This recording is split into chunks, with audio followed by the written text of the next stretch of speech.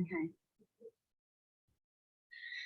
Yay. I am so, okay. I am doing, I don't have podcasts, but when I see people that I've known before from a long time ago, or I just come across someone that just kind of like makes my life even brighter, I really want to share it with everyone else. So I want to introduce Karinna Nielsen, who is, I had a reading with you. I don't know if it was 6 years ago, 7, somewhere around that. I was just starting to learn more about Lemuria, the Pleiades. I was feeling a lot of things along with some other of my friends. And so I think we were going to Spirit Weavers that year. Spirit Weavers is, a gathering of conscious women, I guess you could say, staying outdoors and just really connecting to the earth. And I feel like this was all kind of circulating around that time. And that's when I found you. And then I was so excited because I had, you gave me a reading and it just really connected me more with,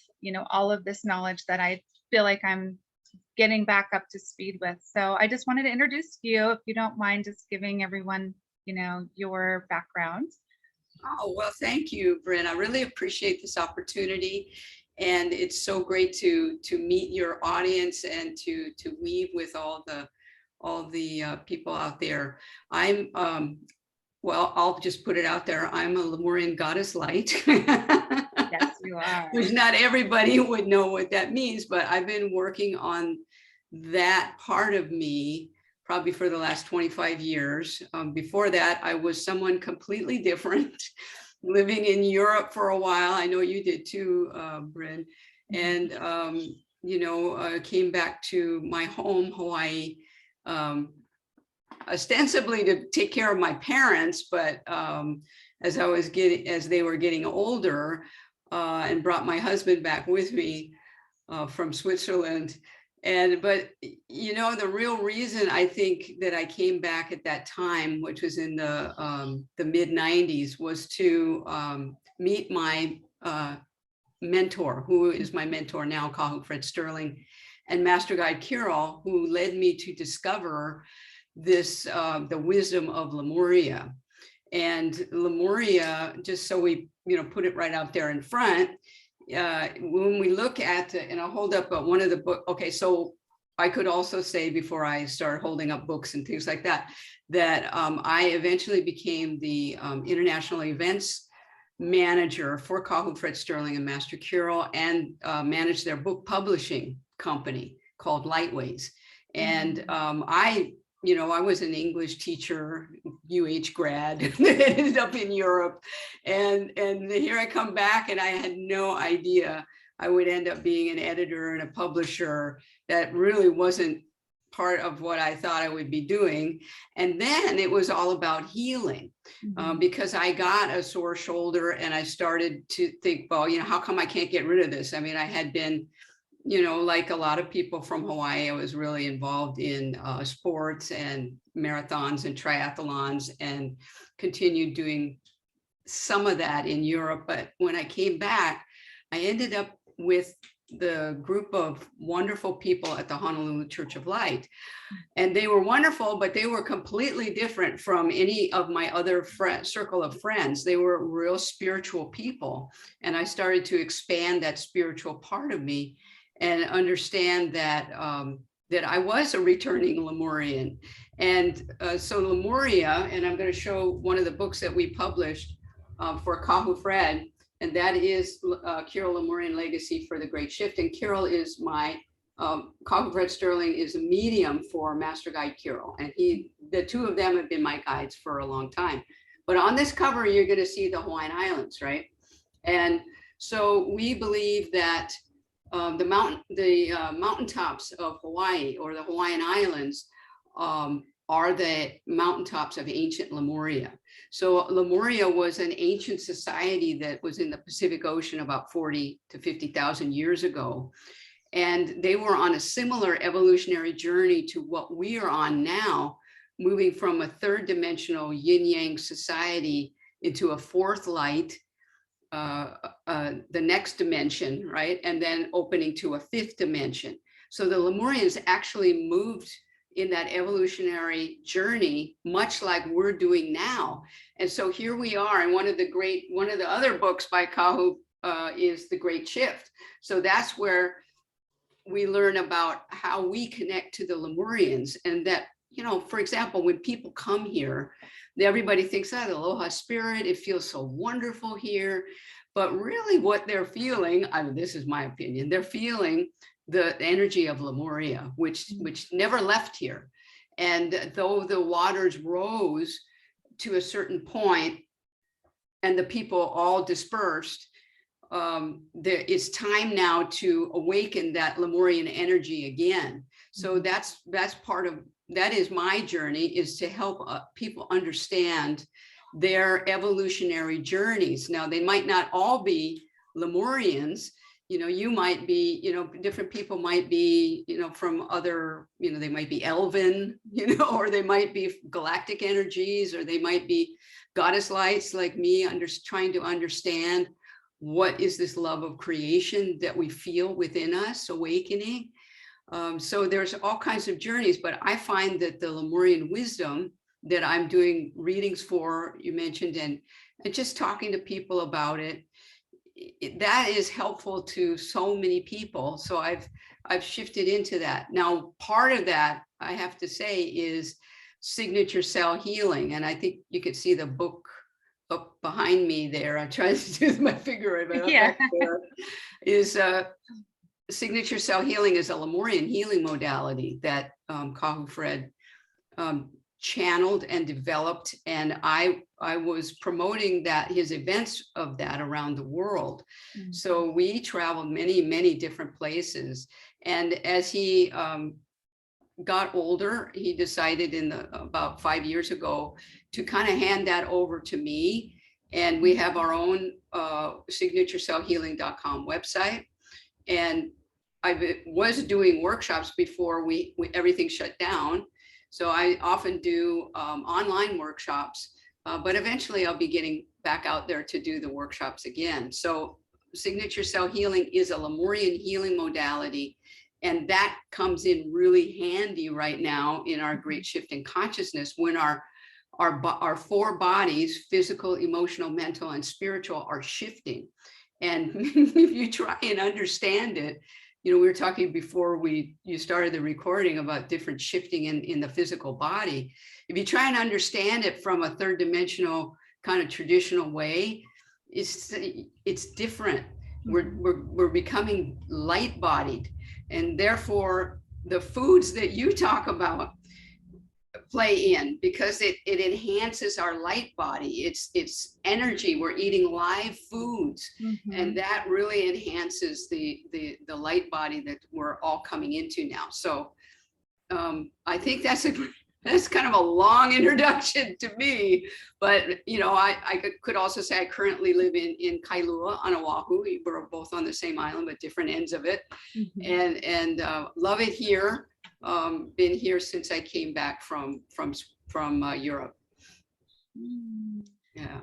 Well, I've been loving just one of the things too I've been loving is a lot of, you know, like my kahu or mentors, you know, and I consider, you know, you as a mentor too, because you've really shown me a different way of thinking, and so that is, you know, I thank you for that. And it's interesting because a lot of these people like yourself are really good at technology.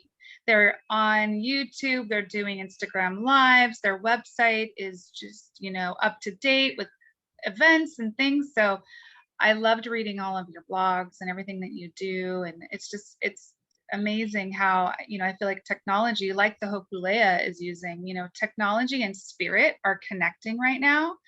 And it's like the technology from the future, but it's also from the ancient past. And, you know, I've been getting a lot into frequency, you know, like crystals are frequency. Also, I've been holding my Lemurian. Oh, beautiful. Oh, that's a nice one. I love it so much. I thought it would, you know, also generate that energy here while we talk. And so I've just been very, I guess, inspired by a lot of these, you know, people who you think how do they know? How do they keep up with technology? I can barely even do what they do, but it's like, I think once you get in the flow, like the universe comes to co-create with you.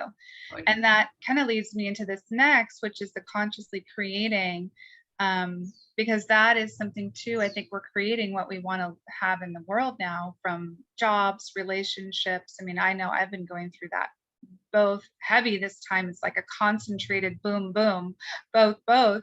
And so really getting focused on what it is that we're consciously creating, and in a collaborative rather than competitive environment, feels like it's maybe Lemurian.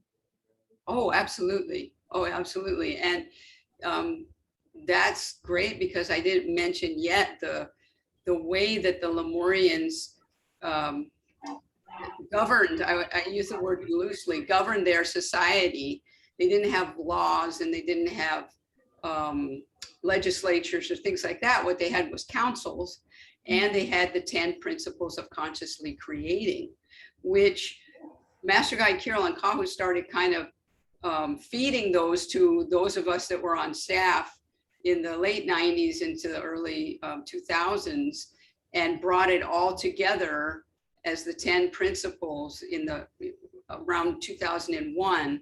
And this book came out, which is like a guidebook for me, Kirill 10 Principles of Consciously Creating, from a lot of different sessions, a lot of channeled sessions, because this is all channeled wisdom through. And I think when you mentioned something before about the technology and how do people keep up with it, for me personally, it's channeled. You know, I am a channel and working on being a better medium. But what I find is if I'm using the 10 principles and I'm tuned in and I'm quiet and I have my healing focus, I can hear guidance and information that will help me to consciously create. So to get back to the 10 principles, the Lemurians use them, and it would be interesting to you because you have children, that they actually started their children with the first 3 principles, truth, trust, and passion, when they were toddlers. So, and you can read about that one in that other book, in the Lemurian book, where they talk about how did they raise their children in the 10 principles. So their whole society was permeated with these 10 principles. After they got truth, trust, and passion, which is the foundation for all of the principles, they moved into the 3 commitments, which helped them to grow into the teen years: clarity, communication, and completion. Wow. So if you have your clarity and your communication in balance, you are going to achieve completions and then be able to move on. So those 3 trinities just kind of weave with each other. And if you look at the logo on my website, if you look at in the Lemurian Wisdom blog, there's you can see the logo, the new logo for the 10 principles, and it's a weave. It looks like a wheel and a weave. So you have those 6 going. You bring in the 4 pillars, which are prayer, meditation, sleep state programming, and masterminding. And the masterminding is the people would say affirmations. I do affirmations or things like that. But you can't get to a mastermind statement really in clarity until you've run the other 9 principles through your statement. Because if it's not the truth, that, because, for example, when that book first came out I think in 2001, it was all new to us, and everybody was trying them, and our lives were just shifting like this. And I had all these relationship problems with my family. I didn't really get along with my family. I mean, it was all very contentious. And then the 10 principles came in, and boy, I had to answer, what is truth? Do I trust that truth? What's my passion about it? And everything started to come into alignment for me. I mean, it's a never-ending evolutionary journey for all of us, especially for me. Yeah. But I mean, people were saying, well, it doesn't work for me, and I tried them and they don't work. And so I wrote this letter, which is in the beginning of that book, to Fred to tell them they're working for me and they're really shaking up my world. So, I mean, it's just about getting in there and weaving with it. And then you can work it. And it certainly works in a business format. Absolutely. Because the masterminding, and I saw your reaction to that. I mean, the masterminding is what we need to work with other people. So you would have a mastermind group, and everybody, for example, has their own mastermind statement. And I've been in many mastermind groups, and I've been in businesses with masterminds. I mean, the publishing company was like that. I've been in goddess groups. The Silver Wings of Light was a major goddess weave. We each have a mastermind statement, and then the group would have a collective mastermind statement for clarity on our collective purpose. Wow. And you would have a mission, vision, and things like that you might be familiar with. But then everybody has their own personal mastermind. And when you have it in a group like that, you can read your mastermind statement to the group, because everybody energizes your statement. And then somebody will come ask you from the group, well, what does that mean? Can you clarify this, or this? And then you realize, okay, well, I wasn't clear. That's principle 4. And so I better work on my communication or figure out, what is this about? So it's a powerful way of taking your journey to the next level, because it's going to shake up. I mean, for me, it shook up everything that I thought was true.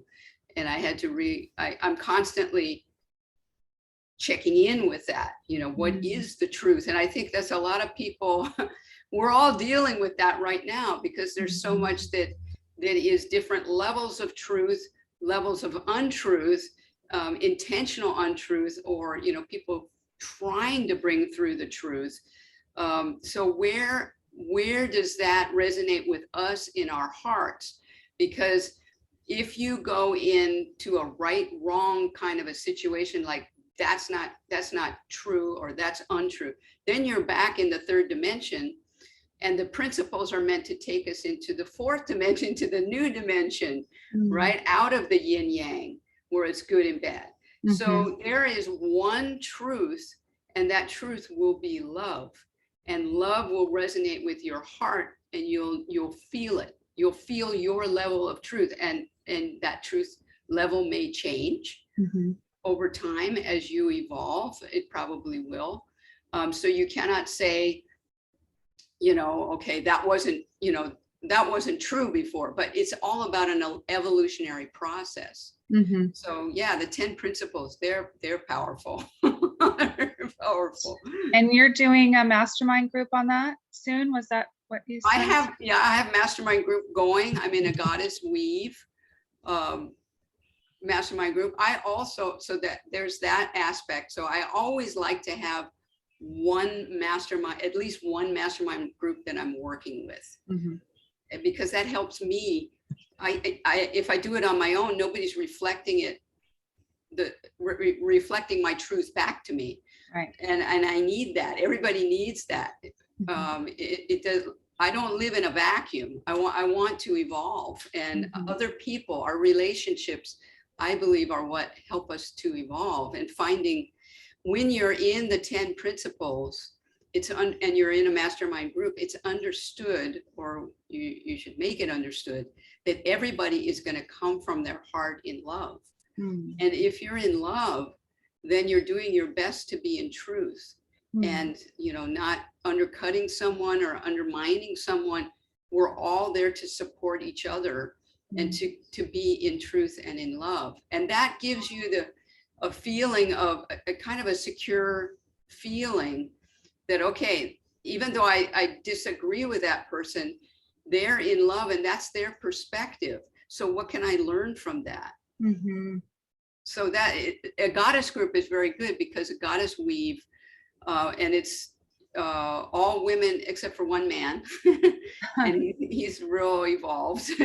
So that is very helpful, because goddess light is all about love. And let me just say something about goddess light, because people might hear that and think, oh, that sounds very feminine or something like that. Yeah. And it is because goddess is the love of creator incarnate.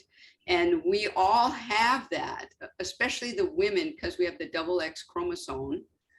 So we are resonating to the 4 bodies. So think of it this way. If you think of the X chromosome like this, and this is the physical, emotional, mental, and spiritual bodies, the 4 bodies, the X is in balance with the women. The men have the Y, and their emotional body is maybe not as expanded, but they can expand their emotional body and start to balance the XY, especially the Y. So what happens at times like this, because we're in a great shift in consciousness, and I used to say this 20 years ago when I first learned about it to people, and they said, oh yeah, right, that's real esoteric, and but I think most people, especially after this time of COVID and all of the upheaval and what we see out in the 3rd dimensional world, people understand that there is a shift in consciousness happening.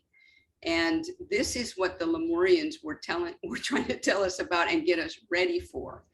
And when at times of great shifts in consciousness, there is an awakening of the goddess light, and the goddess light heralds a great shift in consciousness. So at the time in the late 90s, I joined a group of goddesses that started to do spiritual work around the world and ceremonies to release the energy of the 3rd dimension on the planet, and elevate the energy, the resonance on the planet to a higher level, and allow for a higher dimensional focus to come in. But everybody in their hearts have this goddess light. And as the great shift continues, people are gonna start to feel it now. And that's a love that you feel that has no opposites. You can't, sometimes when I feel it, I can't explain it. I'm speechless because it's so powerful. And so I feel so nurtured in it. And it encompasses everyone. And if you look at another person and you can see that love in their eyes, that's the goddess light. So it's not some kind of exclusionary group or anything. Everybody has it, but not everybody will choose to awaken it or work with it for, especially for the planet's evolution. I've never heard it explained like that. So thank you. I'm taking a lot of notes. Great. I'm a note taker. Yeah, very good. Me too. Well, I would love to delve more into that, in a specific way, taking each of the principles at some point in the future. I'm in two goddess groups, I guess you could say. One is a manifesting group, and we've been together for 2 years. We started it before COVID happened. We didn't know it was going to happen, but I guess instinctively we did, because we had each other through everything for the past 2 years, and we're gathering on 11/11 coming up. Oh, cool. Very so cool. That feels very, I feel like I've been feeling in that the mastermind goddess light group.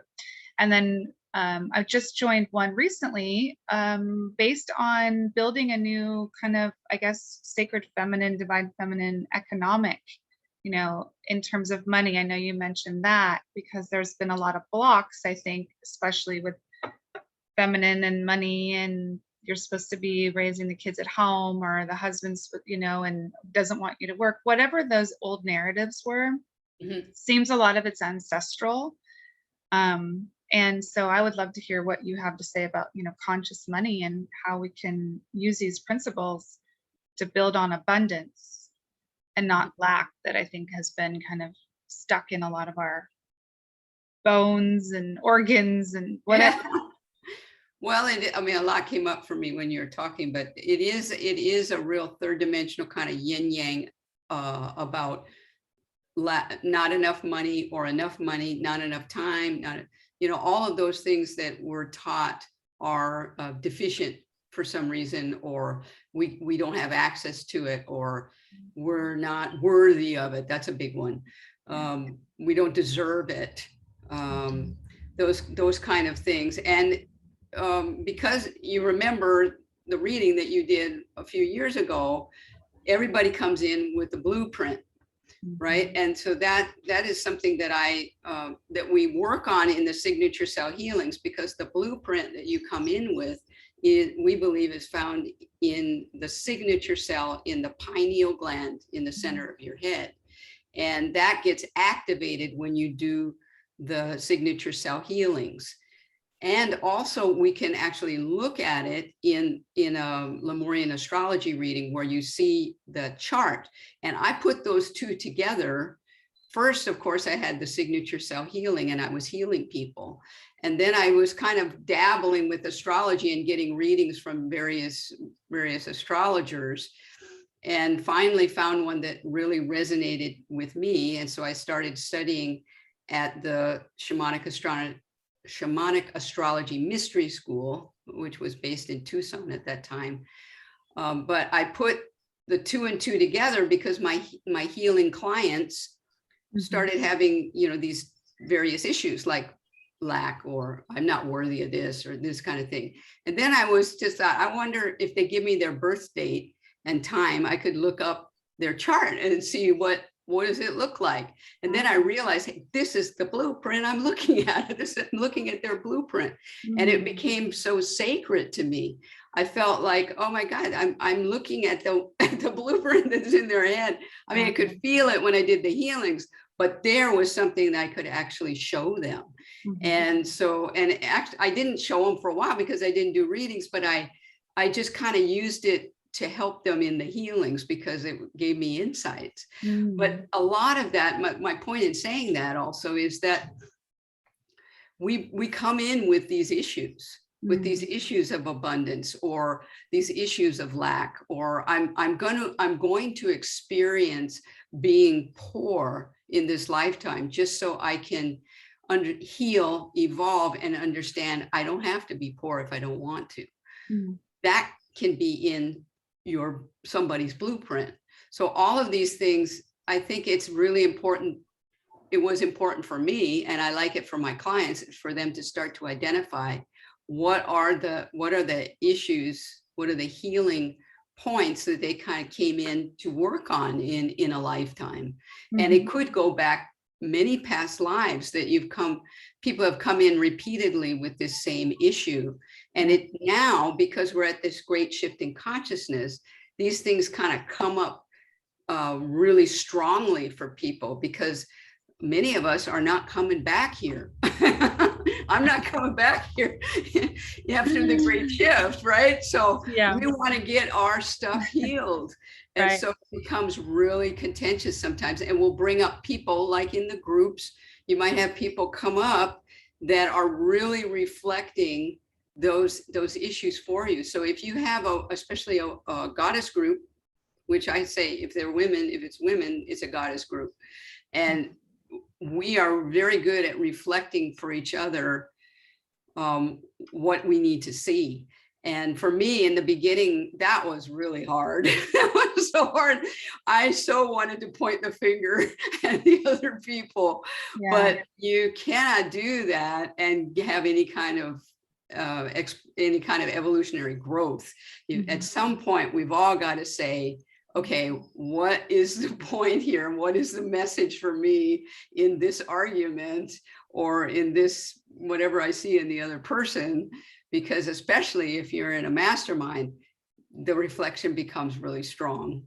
So the 10 principles, and I've done this, I've done workshops on the 10 principles where you go through each of the principles, and it's really powerful, because everybody gets a chance to explore each one. And someone, like in Truth, Trust, and Passion, in the first 3 principles, for me, it's the big one is trust. So I feel the truth and I know the truth, but I don't always trust the truth. And that'll pull me off in another direction. I have plenty of passion. And I feel like I'm connected to the truth, but I don't trust those things. So I have to, I'm trying to trust them better. So that everybody has a different one that they're kind of working through, so we can help each other. That's the fun thing about it. I love that. You know the truth, but you need to trust it. Yeah. Yeah. Instinctively and through guidance, I get shown these things, and then I think, I mean, kind of like with what I was talking about with the voyaging foods, I know I love poi. I haven't eaten poi in a long time. And so when I saw your video the other day, I thought, I got to get some poi. And it tasted so good. Oh, doesn't it? It's like, it's eating light, honestly. Yeah, it's smooth. It just feels so good going down. It does.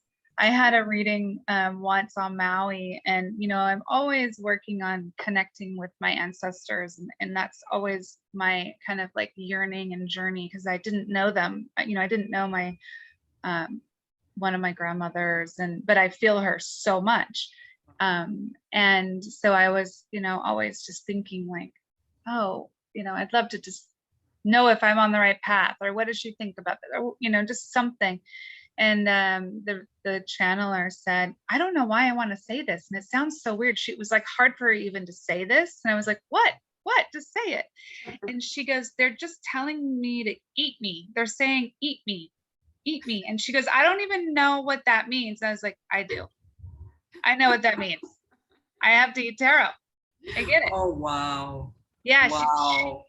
She was just like, I don't know. It's the weirdest thing. I have never felt this way before. Like, I don't even really want to say what they're saying to me. I was like, you just got to channel it. Yeah. And I go, don't worry, I understand. She was, thank goodness, because it sounded so weird to me. Well, when you think about that, because think about taro and the plant, the kalo plant, the meaning of it, because that's our ancestor. That's the ancestor of humans, right? And so to say, eat the food and eat me, it makes perfect sense. Yeah. Makes total sense. It was like, oh my gosh, wow, that is some heavy stuff, Yeah. like, so every time I have it, or I cook it, or whatever I do, I always really look at it as it's our ancestor. I mean, Yes. The skin looks very skin-like. I mean, it sounds kind of weird when you're talking about, when we're, and I'm talking about this way, but it is meant to, we're all connected. Yes. And that's the whole message. So yeah, absolutely. So yeah, that's why I was brought to all of this, and why I was brought back to Hawaii. It was because I am just another voice in tarot, and why we need to eat more of it. And if I can use my own personal story, which is being gluten-free and not being able to eat anything, basically, before gluten-free was a thing, I had to start making taro flour, and it really was from a dream. It wasn't because I knew this or I knew that. I had no history in any of it. So I think that's the beauty of this whole story is, I was raised Westernized. I didn't know much about my culture, didn't know really anything about tarot, but yet it's such a connection when you get it. It's like you can't turn away from it. Right. And it just, speaks to me now so deeply that I just love it so much. I mean, I love to eat it, but we have to remind ourselves to keep eating these foods too. Right. And because the more we eat them, the more they grow, they're grown, which is the ultimate. We need to keep growing these. Right. You have an amazing mission too. And just for me personally, reconnecting with you has really helped me on the physical level, because I was looking, because I'm a supporter of the Hopulea and the Voyaging Society, Polynesian Voyaging Society. Here's my shirt. Yes. Because they're ready to do this monumental voyage around the Pacific, which is Lemuria. Lemuria took up the whole Pacific. So they are activating all the points around of Lemuria. And to me, when I heard that's what they're going to do, there's next big voyage, I was like, oh my God, I'm so with you. I'm sending light to every place and every part. And the connection of that is just so strong. Of course, then I saw voyaging foods, right? Then I realized, oh, of course, it makes perfect sense. That voyaging foods are what they can carry on board. Yeah. And those are all the foods that taste really good to me. And I think I'm like you. My parents were born in California. I was born in California. I didn't come here, until I was 9. And so I had to, as soon as I got here, I resonated and started learning Hawaiian, even in those days, in the late 60s, I started teaching myself Hawaiian. Everybody was kind of thinking, what is this little howly girl doing here? And so, great. I reconnected too with that. And so what I wanted to talk about too was the connection of the Hokulea to the energy of Lemuria, because the Hokulea, of course, is the star Arcturus. That's the Hawaiian name for the star Arcturus. And the sister star to that is the other voyaging canoe, Hikianalia. And Hikianalia is the name for the star Spica.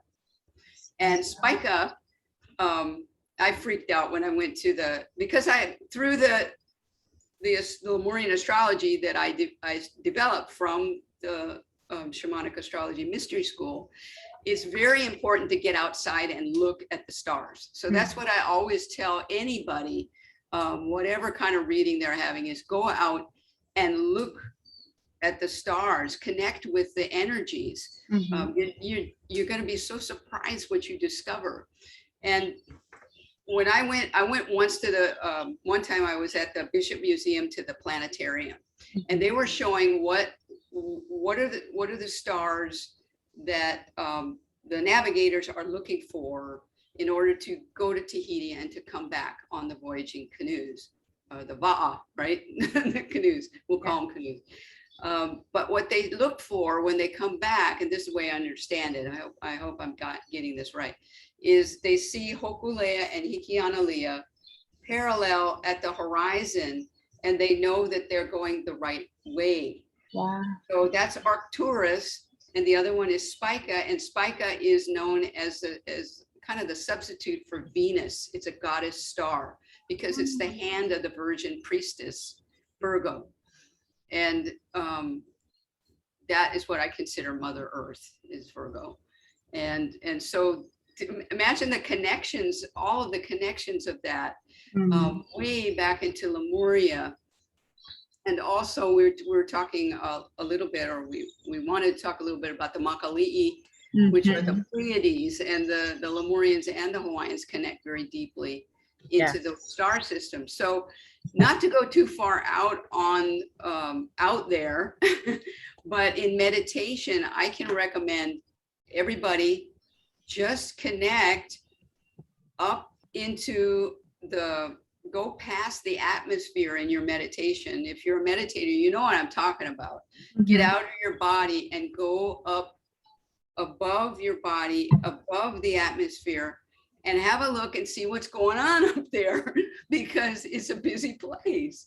There's on an etheric level, there are craft, and there are other planetary energies, or other galactic energies that are helping us now through this great shift. And if anybody's listening that's not into that, they're gonna think I'm nuts. But if you're a meditator and you try it, you might be surprised what you find. I love that. I do that, so I don't think you're nuts. I do it all the less time. and less feel that I'm nuts, but thank you. Yeah, I mean, why not have the, think big. We've been thinking small for way too long. So, and there's help. That's the thing. So we think, well, how the heck are we ever going to get out of this situation? Right. But a lot of it, when we get back to consciously creating now, it's about what our focus is on. So we need to focus on what is positive for us. What's positive, what's our vision and our mastermind. So if you for example have a vision of a better world with better food, farmers that can help. We can help farmers, and farmers can help us. And the small farmers expand instead of being, cut out. That we have more sustainable world. I think everybody wants that. If we focus on that, we're energizing that, and that becomes a mastermind, a global mastermind. So I actually have every month, 3 nights before the full moon, we do a global healing meditation for Mother Earth. And I think it's maybe a good idea that I mentioned that as well. Please. Because it's coming up, let's see, what is it? This month is going to be the 16th of November. Okay. And the way this works, and I've been doing it with goddess groups and it expanded around the world. So there's people now, after 20 years of doing this, there's people all around the world that kind of key into this. So wow. At 9 o'clock our local time, so anywhere you are on the planet, okay. At 9 p.m. your local time, go into meditation. And we like to do the 5 breath self-healing meditation, which is just a breathing technique that you could find out about on signaturecellhealing.com. But if you get into meditation, come into your heart, send your light down into the core of Mother Earth through your feet, and then draw it back up again into your heart, and then send your light into Diamond Head Crater. And you get in there, and by the time we get there, from the Hawaiian people that in Hawaii, there's been people from all around the world, because we're the last time zone. So that place is popping when you get there at 9. And it's a short meditation. It can be as long as you want, but most people 15, 30 minutes, something like that. Okay. And our focus for the last few months has been the water systems of Mother Earth. So when we get in there, we create a weave of light and then send it around the planet. So imagine when you go there in meditation, you're sitting in the Kukui Grove in Diamond Head Crater. And I have some photos on my website so you can kind of see where that is. Then just see a weave of light going around the planet and energizing, in this case, this month, we're energizing all the water systems, which would be the oceans, the rivers, the seas, and healing having that as a focus for healing the planet. And we do that every month, 3 nights before the full moon. And I put out an announcement in my newsletter and on Facebook and Instagram. I am going to be there for sure. That is very exciting to me. Kind of fun. I mean, it's fun it's great to heal the planet, and it's a great connector of light workers all around the world. Thank you so much for that. Do you why 3 nights before the full moon and not the actual full moon? Because the full moon itself is such a powerful energy. When you have the light of the sun on the moon and lighting it up, there can be, like, for example, I think this month is also an eclipse.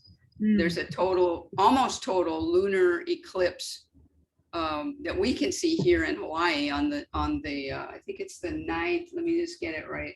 The night of the 18th for us, and it starts about 8 o'clock, goes to about midnight. So it's good timing for us. So there can be the full moon is more powerful. So we prepare the planet for that energy. And that's the reason for doing it in advance of the full moon. I see. So we're creating that protective weave and healing weave around the planet. This is amazing. I love that. I've been studying a lot of quantum, I guess you could say, like bioresonance. We have this device that I've been working on, and it's been really teaching me a lot on how, that works. More about how meditation works, because you really need to pair this intention with the energy, and we all can connect in the information field. Yes. And I kind of, circling back to how I started in the beginning, whereas this technology is now really at our fingertips, stuff that Tesla was doing and George Van Tassel and all of these amazing like inventors so far in the past. Now it's kind of like there's too many of it that they can't, they can't keep it under wraps anymore. Right. And we're utilizing it, and it's at our fingertips. And being able to connect in the information field with other people, that is quite amazing. I was supposed to be in a meditation retreat this week. It was online, but I couldn't. They're very strict about being, because you get blessed and then you have to sit on this wool mat. I've never heard about it, and I was so excited to be invited, but they're very, strict on how long you do this, and then we all connect in this way, and it's all been happening. And yet you think, why aren't people screaming from the building tops? You need to do this. It's here. It's that kind of thing where I just, like you want to share it because it's personal. It's helped so many people, and it is. And sometimes when it seems like it's too big, like, how do I dream that big to clean up all the waterways in the earth? I can't even see if I did any work, if it really helped. Well, interesting. You say one thing that Master Guide Carol always told us in the beginning was, don't shout from the rooftops. And I wondered why not? We got great stuff here. Yeah. For me, I want to go tell everybody. But what he meant was that we work on ourselves. I'm healing myself is what I'm doing. And I continue to do that. And as I heal myself, I know that other people are going to see my light, and they're going to want to know, what did I do to get to where I am? Mm-hmm. And I don't have to shout from the rooftops. I don't have to tell people, go there, meditate this, people will, if people want to know, they're going to ask me like you did. Mm-hmm. And then I can share. So in general, just getting back to what you were talking about, the geniuses that have brought through a lot of this technology, I feel a lot of that, computers and everything, was galactic inspired. Yeah. So those guys are really just channels for other world, other planetary energies, other galactic energies that have come through and brought us what we need for our great shift. And I thank them for it, but we feel like, okay, well, it came from humans, so it's probably human. And maybe it is, but maybe they had a little help from other realms. And what we learn in getting back to consciously creating is something called sleep state programming. And that would be the powerful 9th principle. And that is when before you go to sleep, and this is just a real simple explanation of it. Before you go to sleep, you tell your higher self to visit another person or other people, their higher selves, to connect and to work with you on a certain project or a mastermind or whatever you want to work with them on. Even if you're having like an argument with someone, you could send your higher self to that person's higher self, and you wouldn't have to talk to them at all. And you might think, well, hey, how's that work? But it works because of just what you're talking about. Mm-hmm. Is there's a weave of consciousness that surrounds the planet. Mm-hmm. And if you go into meditation, when you go into meditation, you can go up through that. And what what you might see is the weave of negative thoughts called the over mastermind. There's a negative thought weave that you can light up. So years ago, we used to do that. We used to go meditate and see that. I would see that it's like a lid on a pot, and then I would send light into it. And then you see another light there and another light there. And gradually we enlighten that weave with our positive, loving thoughts. So you can get up above that weave, shine light down on it, connect with other people in a positive way. But there is a weave around the planet that is the traditional 3rd dimensional yin yang way of thinking that keeps people in a certain, consciousness, a level of consciousness. It's all about levels of love awareness.